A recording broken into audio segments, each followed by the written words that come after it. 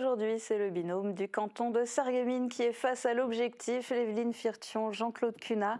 Tout d'abord, meilleurs vœux de la part de toute l'équipe de Mosaïque Cristal. Merci. Bonjour et merci. Avant de parler de cette année 2025, je voudrais qu'on revienne sur 2024. Qu'est-ce qui vous a le plus marqué? Je commence. Il y a plein de choses, hein, mais je pense que la chose qui a marqué un petit peu tout le monde aussi, c'est quand même le passage de la flamme des Jeux Olympiques sur Sarreguemines. Alors pour rappel, il fallait être labellisé Terre de Jeux, donc ce qui était le cas pour le territoire de Sarreguemines. Et au départ, normalement, le président avait prévu de faire passer la flamme par territoire, un passage par territoire. Donc il y avait Maisontal qui était tout de suite retenu. Et bien sûr, Sarreguemines, on a fait une exception parce que Sarreguemines, avec tous les grands sportifs que nous avons ici, a aussi eu cet honneur donc, d'avoir le passage de la flamme. Donc moi, ça m'a marqué parce que ça a fédéré énormément de monde déjà sur place. Hein. Et puis, c'est resté un moment inoubliable. C'est reconnu mondialement. Tout le monde a pu avoir le focus sur Sarreguemines. Donc ça, c'était très important. Et vous, Jean-Claude Cunat, qu'est-ce qui vous a le plus marqué? Évidemment, année olympique, on ne peut que souscrire et puis rejoindre ce propos. Je dirais que si je prends la ville de Sarreguemines, peut-être plus spécifiquement, beaucoup de manifestations, les commémorations de la libération à Sarreguemines et ailleurs, qui sont encore en cours d'ailleurs, puisqu'on est sur une période historique. Donc la mémoire est importante, je crois, aujourd'hui, concernant ces périodes plus sombres de notre pays, vécues par notre pays, avec un libérateur, dont on parle beaucoup d'ailleurs en ce moment. Donc c'était aussi cet événementiel quand même fort qui existe sur le territoire, cette organisation de manifestations, de parcours mémoriels. Je pense que ça montre aussi indirectement ou directement une forme de dynamisme et de volontariat, de volonté de couvrir le territoire au mieux et d'animer les habitants d'une forme de bien-être et d'âme. Et au niveau politique départemental, quel a été à vos yeux le plus gros dossier? Non, vas-y. Alors, pourtant, ma collègue qui est présidente de la commission des sports, elle, pour rejoindre son propos, je pense que ça a été le plus gros dossier cher à notre président. C'était quand même le dossier olympique, je crois, puisqu'il faut quand même rappeler qu'il est vice-président des départements, qui était en charge plus spécifiquement, qui fait partie du comité olympique. Et donc, ça a été pour le département cette volonté, c'est l'accueil de pas moins de 10 délégations étrangères au niveau des Jeux olympiques. Donc, un rayonnement, je crois, important pour le département de la Moselle, avec des retombées dont on espère voir encore les effets maintenant dans les mois, les années à venir. Il me semble que c'est quand même quelque chose d'assez considérable, d'autant que nous étions dans le top 5 des départements investis au niveau de cette année olympique. Mais alors justement, vous n'arrêtez pas de le dire, le département s'est fortement impliqué pour Paris 2024, dans le sport aussi de manière générale et tout particulièrement en 2024. Qu'est-ce qui reste aujourd'hui en Moselle de l'esprit post-olympique? Alors justement, on parle de l'héritage. Alors on était en réunion ce matin avec le président qui nous a annoncé qu'au niveau de l'État, l'héritage normalement c'était pour tout le monde, hein, tous les départements qui ont accueilli justement la flamme ou des grands sportifs pour les entraînements.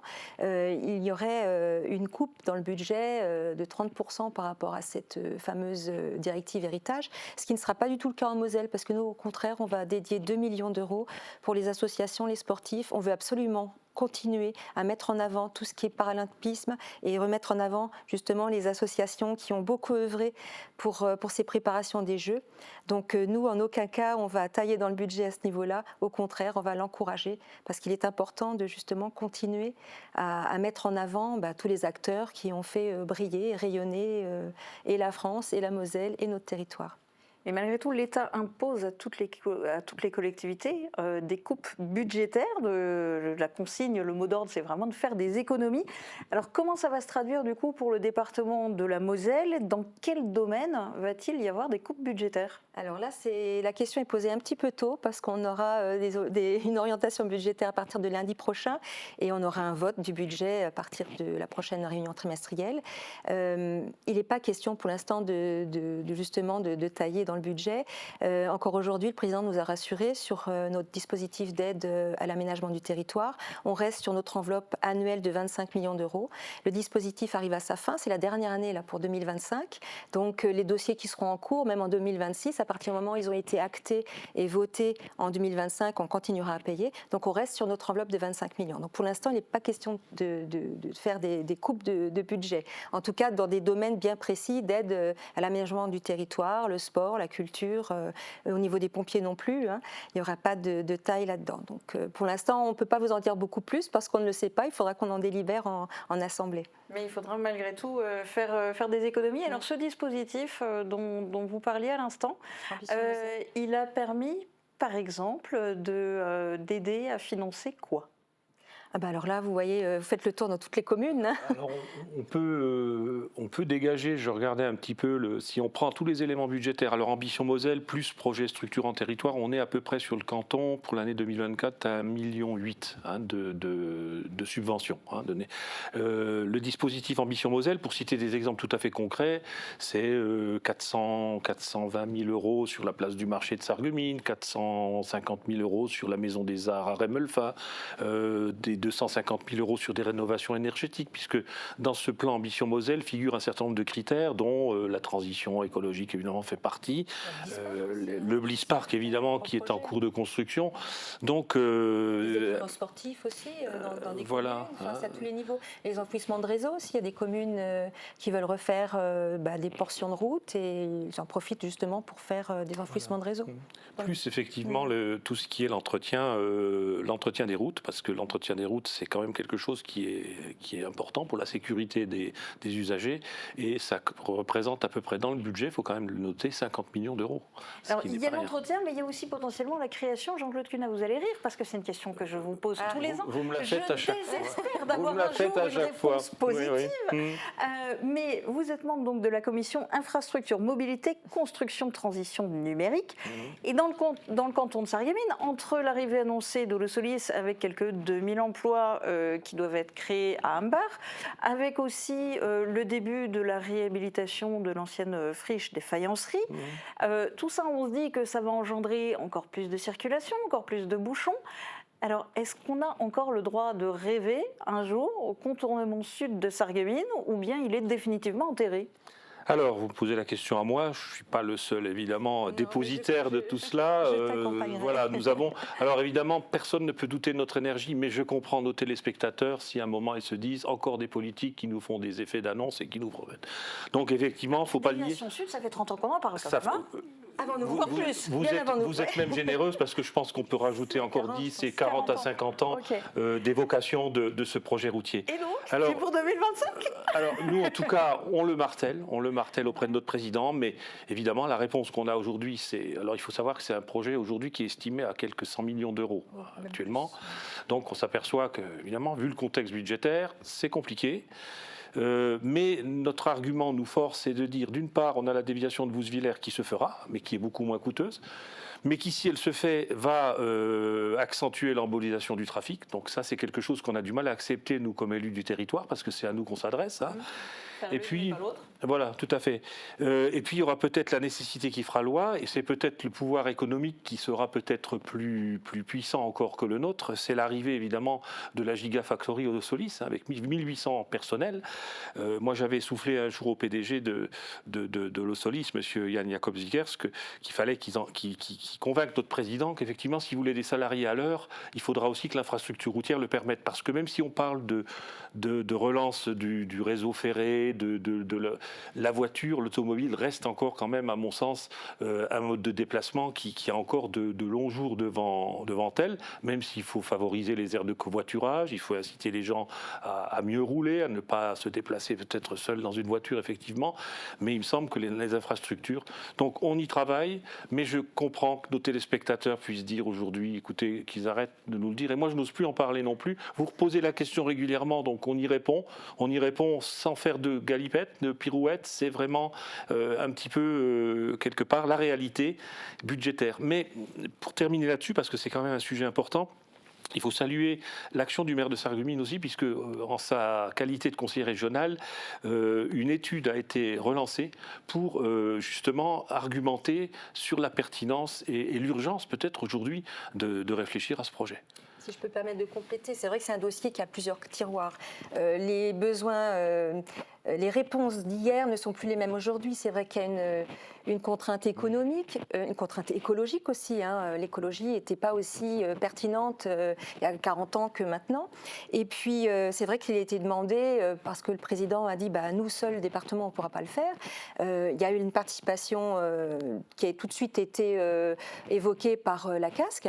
Et puis, on demande évidemment à la région. Alors, c'est vrai que mon collègue l'a souligné, lors de l'Assemblée générale de l'Amicale des maires ruraux de Moselle, il y a la première vice-présidente de la région qui est venue s'expliquer, Valérie Debord, et qui a parlé justement de cette étude qui doit être lancée là.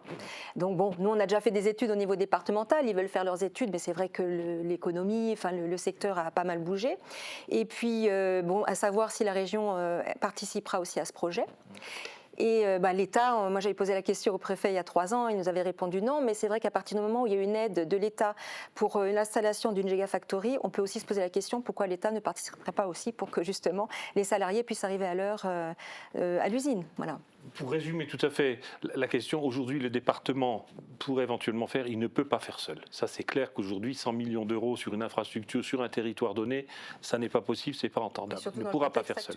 Donc aujourd'hui la solution elle est de chasser en meute, si j'ose dire, et de rassembler dans une conférence des financeurs, pourquoi pas, la réflexion sur ce projet qui s'impose à mon sens, à notre sens, en tant qu'élu du territoire. Tous les ans on pose la même question, on évoque mais aussi on peut le sujet, pardonner effectivement ceux qui écoutent, qui nous regardent et qui nous écoutent, de dire écoutez maintenant c'est bon, n'en parlons plus.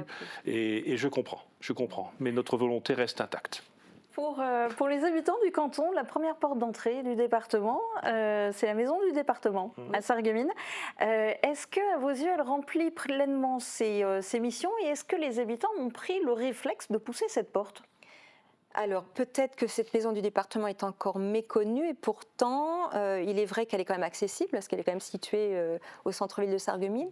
Tous les services sociaux de solidarité y sont présents, ce qui n'était pas le cas avant la territorialisation. Avant, certains administrés devaient aller jusqu'à Metz pour trouver des services. Là, il y a tous les services possibles. Nous, on relaye l'info. Dans Moselle Info, il y a quand même aussi régulièrement, je pense, des indications à ce niveau-là. Et alors, savoir si tout le monde connaît cette maison, je ne sais pas. Moi qui suis conseiller départemental depuis maintenant presque pas tout à fait 15 ans, j'ai connu la maison du département comme une coquille vide. C'est vrai que c'était un équipement qui avait été conçu, il avait le mérite d'exister. On avait énormément de place. Aujourd'hui, il y a tellement d'activités que même nous, d'ailleurs, n'avons pas de bureau. Pour recevoir, on demande ça et là la mise à disposition d'une salle ou d'un petit bureau. Donc, on a vu au fur et à mesure cette maison se remplir. Et ce que disait Evelyne est juste, c'est que je pense que la politique de territorialisation du département, c'est-à-dire qui a visé à amener la proximité sur les territoires, notamment dans le domaine social, je pense qu'aujourd'hui, elle paye. Les gens commencent à connaître. Ce n'était pas le cas au début, mais pour un dossier MDPH, pour un dossier sur l'autonomie, pour un dossier d'accompagnement sur les aides sociales, je crois que les gens commencent à avoir le réflexe. Nous, on le sent parce que moi, je le sens un petit peu moins dans les permanences. Je crois que les gens ont ce réflexe d'aller voir tout de suite les techniciens, ce qu'il faut faire, parce que nous, les élus, nous écoutons, nous transmettons aux techniciens et puis nous appuyons si on peut appuyer. C'est pas nous qui montons les dossiers, il faut le rappeler aussi. Mais je pense qu'actuellement, il y a quand même une bonne prise de connaissance. La maison, elle est bien occupée. Enfin, on est passé d'une coquille qui était relativement vide il y a une dizaine d'années à aujourd'hui. D'ailleurs, je crois qu'on manque même de place parce que les services, les centres, ce qu'on appelle les centres Moselle Solidarité, il y a la maison de département aussi, et puis il y a Beach qui a été créé aussi. Il faut mettre en regard d'ailleurs cette politique de solidarité pour revenir aux routes avec les unités territoriales aussi techniques, puisqu'on en a une grosse à Rémalfin, qui vise à vraiment amener le service du département au plus près du citoyen. Alors revenons au social. Parmi ses missions, le département a la responsabilité du financement du RSA. Et depuis le 1er janvier, les bénéficiaires du RSA sont automatiquement inscrits à France Travail et doivent effectuer 15 à 20 heures d'activité hebdomadaire pour pouvoir percevoir leur allocation. À vos yeux, ça change quoi ? Moi, c'est vrai que je participe régulièrement aux Voilà, commissions c'est pour ça que RSA. je laisse la parole à Evelyne qui est... Ça change quoi? Je pense que pour remettre le pied à l'étrier, il faut revenir dans le monde du travail. Malheureusement, parfois, il y a une espèce de routine qui s'installe dans l'inactivité.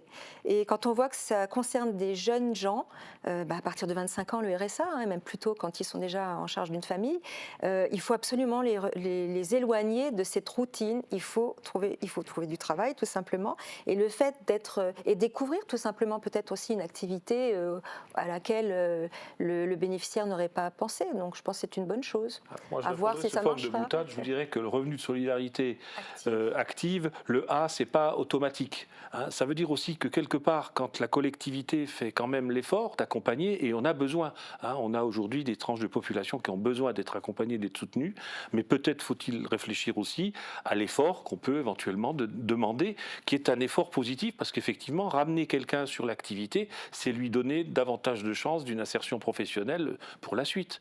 Donc le laisser dans l'inactivité serait et je crois que depuis quelques années, et là c'est Evelyne qui va souvent aux réunions, notre président avait souhaité instaurer un dispositif qu'il avait appelé le RSA juste droit, c'est-à-dire visant à examiner tous les dossiers pour bien vérifier que tous les bénéficiaires respectaient aussi.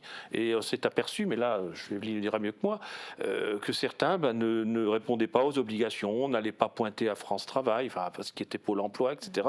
Ça n'est pas acceptable. À un moment, il faut aussi qu'on ait une demande de retour quelque part de l'effort qui est fait, qui est quand même l'argent de tout un chacun, des contribuables que nous sommes tous. Donc il y a des sanctions qui sont prises quand il n'y a pas réponse à un rendez-vous, un stage qui est proposé. Après, le bénéficiaire peut se justifier. Hein. Parfois, il y a un problème de maladie, etc. Mais quand il n'y a pas de justificatif, il y a une sanction qui est prise. Parlons culture à présent, et notamment culture. Dans le canton de Sarreguemines, il y a un site emblématique du département, c'est le parc archéologique européen de Bliesbruck-Rheinheim. Comment se porte-t-il et quels sont les projets sur ce site ? Alors, je crois que c'est un des sites qui ne se porte pas le mieux. Hein. C'est vrai qu'il est un peu méconnu, même parmi les habitants de l'arrondissement. Quand il y a les activités, les manifestations Vita Romana, ça ne draine pas autant de monde que souhaité. Alors c'est vrai qu'il y a aussi les aléas climatiques. Hein. Quand il y a un temps qui n'est pas terrible, c'est sûr que ça attire un peu moins de monde. Il y a une grosse question sur ce site qui malheureusement, on le sait, est magnifique, hein, mais malheureusement ça n'attire pas assez. Le problème de la restauration pose problème aussi. C'est vrai que c'est un peu dommage de pouvoir profiter d'une visite et de ne pas pouvoir se restaurer sur place. Sauf quand il y a les manifestations Vita Romana. Il y a des réflexions, d'ailleurs on a une réunion à la fin du mois avec les sites Passionnément Moselle, donc là encore je pourrais vous apporter des éléments de réponse plus tard, mais bon voilà, c'est vrai que c'est pas un site, c'est pas le seul qui se porte pas très bien, il y en a d'autres qui sont un peu moins bien fréquentés aussi.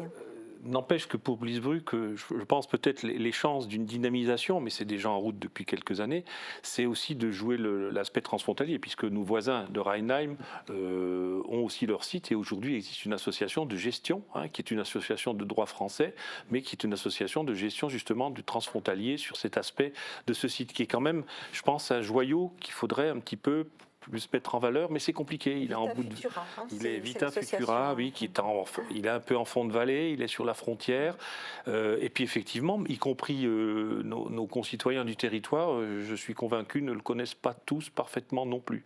Il y a encore des efforts de communication, de promotion à faire sur cette question-là. Tout autre sujet, Evelyne Firtion, vous êtes aussi vice-présidente du SDIS 57. Tout à l'heure, vous disiez qu'il n'y aura pas de coupe au niveau de coupe budgétaire pour les pompiers, mais comment se portent les effectifs des sapeurs-pompiers ? Parce qu'on dit souvent que c'est difficile de recruter, que les casernes ne seront pas forcément au complet. Alors, on va comment au Moselle, du côté des pompiers ? Ça va pas si mal. Alors, il y a des concours qui sont organisés régulièrement pour les pompiers qui veulent devenir professionnels, les concours de caporaux.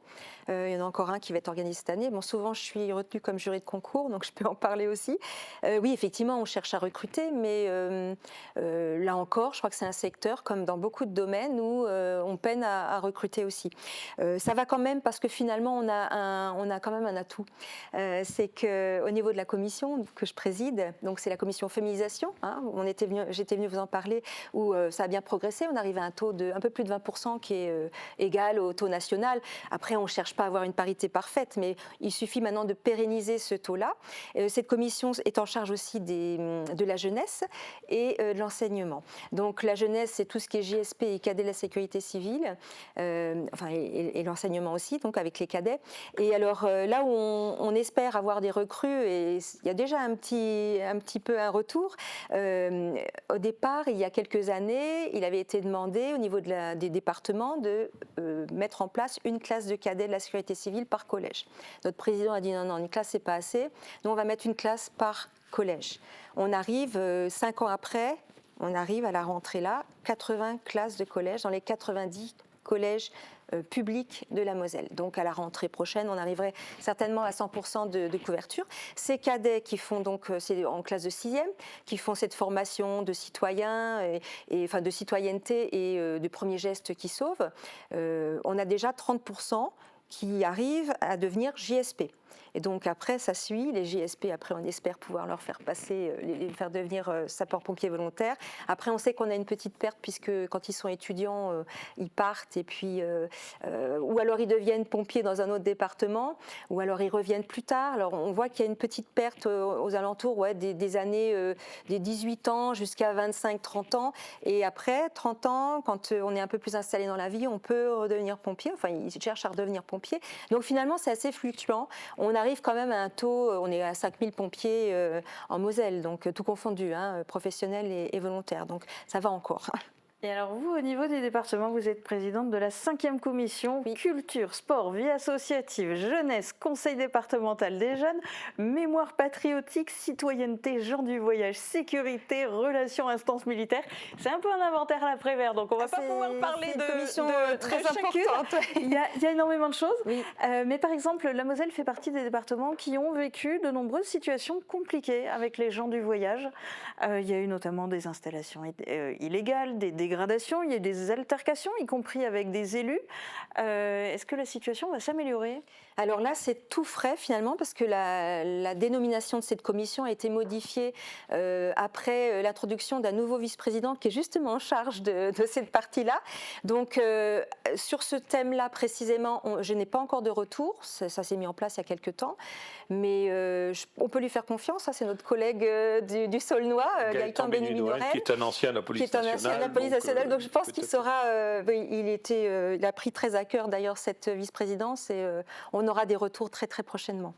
Alors vous, personnellement, sur quel dossier allez-vous particulièrement plancher en 2025 ? Il n'y a pas de dossier particulier dans le contexte dans lequel on est. On va continuer à accompagner évidemment les territoires, les communes qui ont encore les moyens, parce qu'il faut le souligner, parfois, à un moment où on avait craint que notre enveloppe ne soit pas suffisante pour aider les communes, on s'aperçoit que finalement on devrait arriver en fin de dispositif au 31 décembre 2025, cette année, et on a normalement encore de quoi accompagner. Donc c'est accompagner toute commune qui a encore des projets, et il y en a encore quelques-uns, je crois, dans les cartons. On a encore eu des appels. Il y a quand même pardon, je te coupe, mais il y a encore des EPCI qui n'ont pas demandé en Moselle, qui n'ont pas demandé de dossier du tout. Donc il y en a qui sont juste gestionnaires, mais qui n'investissent pas. Nous, on a encore la chance d'avoir justement un territoire qui investit. Voilà. Et puis, oui, de manière générale, je pense que c'est l'accompagnement au quotidien. C'est pas nécessairement des projets pharaoniques. Il y en a eu. On parlait du Blitzpark tout à l'heure, qui est quand même un beau projet au niveau équipement sportif. Mais aujourd'hui, c'est surtout ce qui prime. Je pense que nos concitoyens, on l'a bien vu dans les urnes au mois de juillet dernier, ils ont besoin de proximité, de concret. On n'a pas besoin de grande emphase. Je crois qu'il faut être présent, il faut pouvoir répondre. Je crois que c'est un petit peu notre marque de fabrique. On répond au quotidien, nous, aux demandes. Je crois que c'est déjà en soi une façon cohérente de travailler, sans nécessairement, évidemment, puisque quand on a des ambitions, il faut aussi avoir le porte-monnaie en regard. Je crois que partout, tout le monde s'accorde à dire que c'est compliqué. Donc, travaillons au quotidien avec l'espoir et la confiance, évidemment, en l'avenir. Toujours en binôme et dans la complémentarité ? Oui, jusqu'à présent, c'était le cas. On réaffirme notre unité de binôme. Je pense qu'on a trouvé un mode de fonctionnement aujourd'hui, puisqu'il faut quand même rappeler que ça fait 10 ans cette année. Ça fera 10 ans tout juste d'ailleurs. Et je pense qu'on a trouvé, pour ce qui nous concerne, parce que vous avez X binômes, ils ont tous fonctionné de façon différente. On a toujours pris le parti de traiter les dossiers en commun, de ne pas territorialiser, de se déployer sur le canton, alors parfois l'un, parfois parfois l'autre. C'est pas systématiquement toujours ensemble, mais ce qui est pratique, c'est que parfois ce que ne peut pas faire l'un, l'autre le fait. Enfin, il nous semble que notre mode de fonctionnement répond, en tout cas aujourd'hui, honorablement, hein, on ne va pas se faire d'autosatisfaction parce que c'est pas bien de le faire comme ça, mais répond, je pense, un petit peu aux attentes, qui sont des attentes souvent très concrètes. Et bien pour finir cette interview, je vous propose de vous adresser directement aux téléspectateurs de Mosaïque Cristal pour leur présenter vos vœux. Qu'est-ce que vous leur souhaitez pour 2025 ? Donc c'est là que je regarde. Donc c'est vrai qu'on est encore dans les temps, hein, on est à la fin du mois, mais voilà. Alors moi déjà une pensée pour les habitants de Mayotte. Je sais qu'aujourd'hui ils ont fait leur rentrée scolaire, hein, ils reprennent tout doucement le cours de leur vie.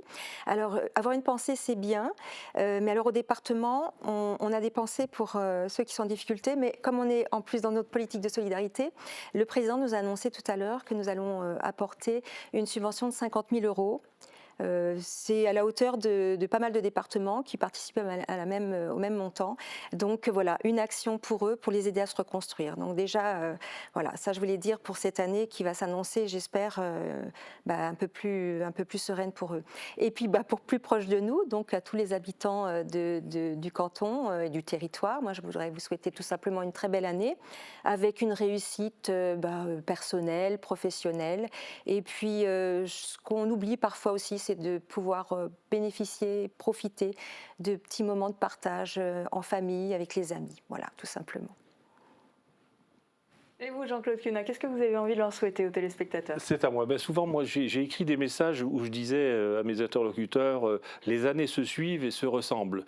Malheureusement, c'est un peu dommage. Il faudrait que 2025 ressemble un peu moins à 2024 parce que ça a été une année assez tourmentée. Elle l'est au niveau national, elle l'est au niveau international. Je crois qu'il faut appeler à davantage. Alors, on parlait de solidarité. Je crois qu'effectivement, c'est un peu notre marque de fabrique, le département. Il faut appeler tout un chacun à de la solidarité, à de l'écoute, à du dialogue mutuel. Je crois que c'est par là qu'on passe. On a vu qu'il y a une grande insatisfaction. Je crois savoir que les politiques, pourtant nous sommes de modestes politiques locaux, ne sont pas toujours bien perçus.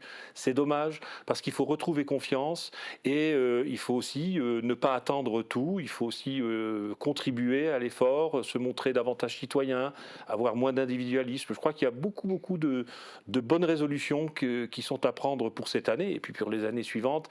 En tout cas, en tout état de cause, on ne peut que souhaiter une très bonne année à tout un chacun et puis surtout avec un facteur qui évidemment, c'est très banal de le dire, mais qui est important, c'est la santé conservée, préservée, conservée, surveillée. Je crois que c'est la condition pour évoluer positivement dans nos vies que nous avons tous et dans nos soucis au quotidien que nous avons à gérer. Voilà, très bonne année.